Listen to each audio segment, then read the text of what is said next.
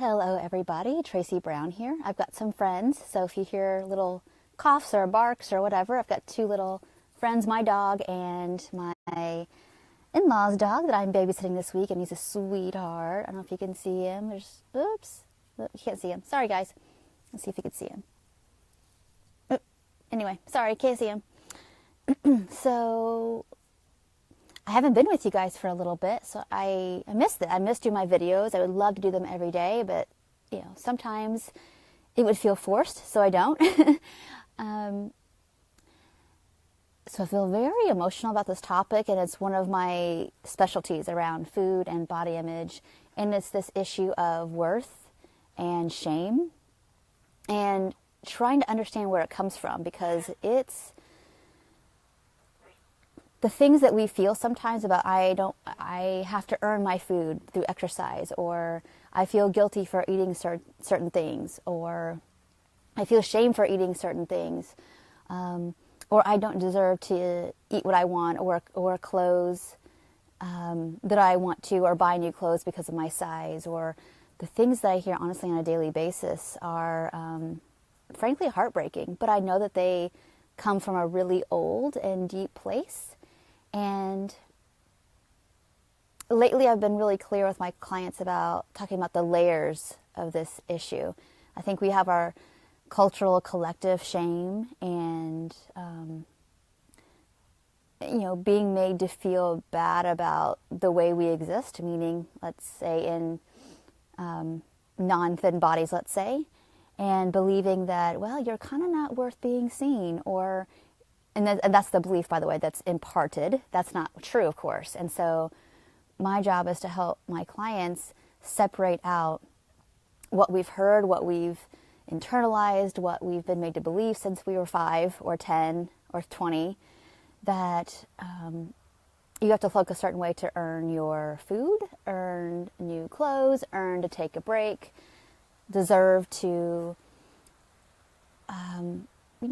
even get help in terms of like your food intake, or for example, something as small as a client, let's say, is perfectly thrilled or happy to let's say eat a salad, but they don't let themselves, because honestly it feels like a whole lot of work to chop up things for themselves. So it's like and there's judgment about that feels hard, so instead of eating the salad they'll wait too long. Let's say they wanted a salad and they wait way too long to get what they wanted to eat. And then they end up eating something they don't really want. And then it's like the double arrow, basically, of the first pain is not allowing ourselves to figure out a way to get our needs met because it feels like we don't deserve the effort to put in. Or if it's not perfect, like if I'm not chopping all my vegetables and I can't have a salad, when really we could probably spend about 75 more cents and get pre-chopped vegetables, and we would be perfectly happy with all that thrown together with cranberries and cheese and nuts and a nice dressing and make a good salad. That's the level I'm talking about. It's this idea of it has to be done perfectly, or I'm just not going to get my needs met. And so we want to look at the collective. Let's say, for that example, where does that come from? Oh, yeah, like I have to do everything perfect and organic and chop it up versus rely on convenience food. Heaven forbid we get like an already made salad from somewhere, and we feel guilty about that for spending the extra 75 cents. So some of you may not feel that way, but a lot of my clients do. I even went through that. Like I would oh no, it's cheating to not put all that effort in and be so perfect about. And once I realized oh my gosh, I love these salad kits. I would happily eat this. This is good. Again, I use salads as an example because something totally different. Like you love cookies, but just settle for the packaged kind when you love homemade. And well, let's figure out a way to get the homemade. Do you have to go to a bakery? Do you need to get the break and bake? Whatever you need to do to feel satisfied. That's what we're aiming for here. And if you're feeling like that's really hard, we want to look at the reasons why that feels so hard. So sorry for the sun on my face. Oh, here we go. Okay. So that's I guess individual and collective. So the collective is, I need to earn it by looking a certain way, or that's just the messaging. If you work hard enough, then you can get the body you want, have the life you want, all that stuff. And the individual there's just really old neuro patterning since we were really little. Probably the beginning started when we were young, 2-3 years old. And if that pattern was always about like some kind of misattunement of our needs, or feeling like our emotions were too much or our needs were too much, that's going to get patterned in our nervous system. And that is what's going to take some time individually on our own. Like, you can know all the stuff in the world about intuitive eating and health at every size and body acceptance. But if you know that stuff in your head and it feels hard to live, or, sorry, there's a plane up above. I'll let it pass.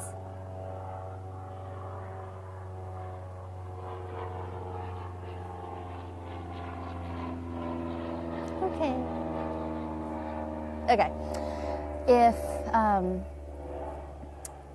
If we've had some very, very confusing patterns of attunement, like it could alternately feel like I really, really want to be cared for, but it feels unsafe.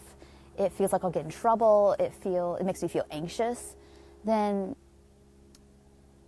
we're gonna have to first be attuned to that and understand that that's neuro patterning that's going to take a while to undo.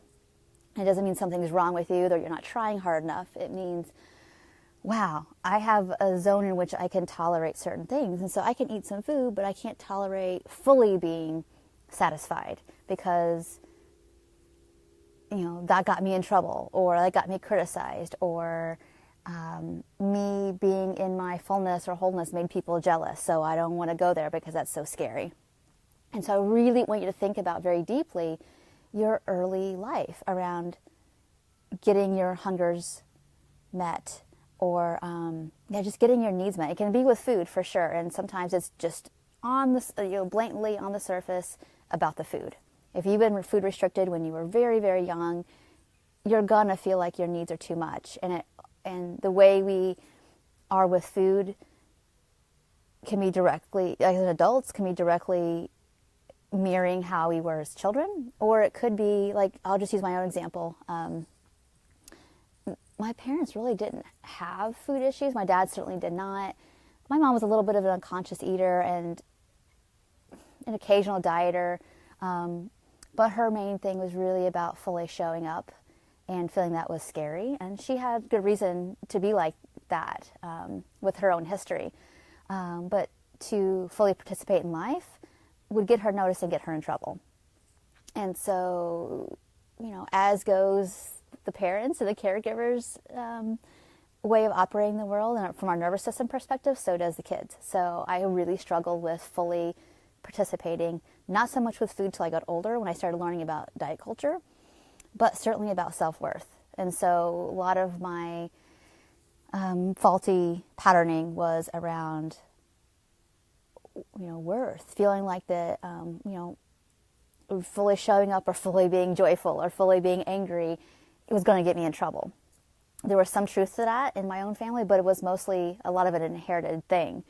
And so it was a mix. And then you throw diet culture in there of the personal and the collective, and there you go with some eating problems. So, some of you will listen to this and you're doing great without going into a bunch of depth with somebody like me around what's going on, and you're rejecting diet culture, and for the most part you're doing good. And for a lot of us like me, we just spend a lot of time with someone else who could really attune to that and could really guide us in a very, very tracked kind of way, like how much we can tolerate of getting our needs met, because that can be hard, and we just practice this over and over and over again until we can build our capacity for more participation, for more good experiences to be coupled with, more safety, and more good experiences to be coupled with consuming or getting our needs met, and having that shame just slowly, but it can wash away. Meaning, shame isn't meant in the sense of worth, like not worthy enough. So I'll just say something about the role of shame real quick. Our parents, may have, when we were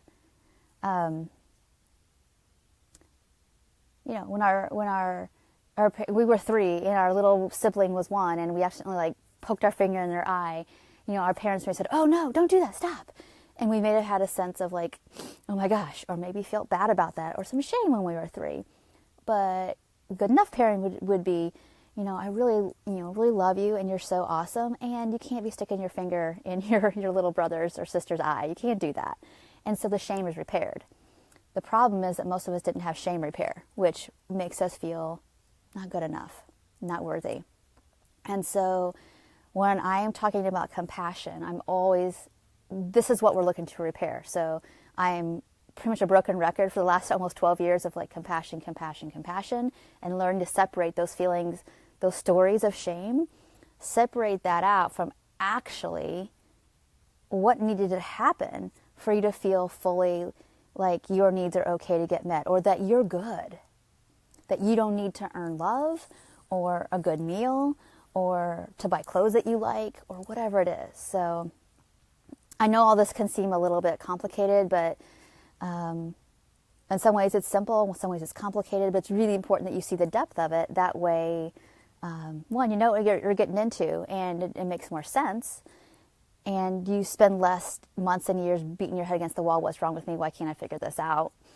And recognizing it is about rejecting diet culture and rejecting the notion that there's only one right body size, which is, if we believe what we're told, thinness is the only right body size, the only right way you can be happy, find a partner, be healthy.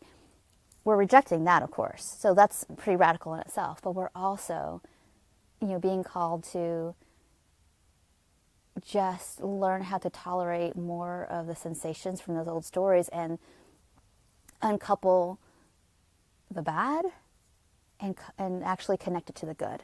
The good about getting your needs met. The good about allowing that to help you more fully participate in life.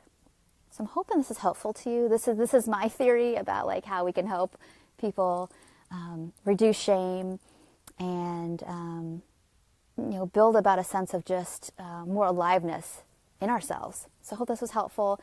Those tools that I keep putting out there online, on my YouTube channel, especially, those are all there.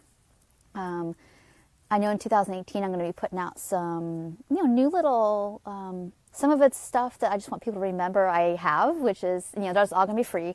The meditations I've made in the last couple years all kind of be sent out of, feeling grounded or body scanning and all these kind of things. That these are the neurobiological tools that we use. And people ask me like, well, okay, I get it. What do I do when I'm feeling shame or I'm feeling anxious? Use one of these tools, because it starts to repattern. Again, it's little bits at a time. It's like little droplets. It's not like this big, huge gusher of like, I don't think any of us really tolerate that much on our own doing it that way. But I do think that these little tools done, honestly, daily, not once a week, it's probably not going to be enough. But these little things done daily, even if you're still in your bed before you get out of bed, or in your car, or a car line, or whatever you do. I used to dread car line, but now I love them for 2 reasons. I get to talk to you guys on these live streams, and secondly, I can use these tools, or I can just be quiet and think. And not think from my head, but like feel and then think, basically. So those are some of the ways that I utilize these, times in life that our lives are busy. But if I can grab those moments, then we can repattern and feel the worthiness that we're actually born to be. So thank you so much for watching. And if I'm a little absent the next couple of days, I'm doing some family Christmassy stuff. So I will be with you again next week. I might get another video in. I'm kind of hoping to, actually, from Illinois, where I'm going. So that'll be fun. Maybe I'll, if I can, if my little baby calf is there from last year, you might have seen pictures on my Facebook. But there's a little orphan that we helped feed last year, and she's almost a year, which is fun. So if I can, I'll do a little video hugging my little baby. Well, she'll be a year old now, but the one that you got to help feed. So that was fun. But that's what I'll be doing. Hopefully it'll be snow, may not be, so we'll see. I'll talk to you all soon, and if I don't see you the rest of this week, I'll catch you next week. Thanks.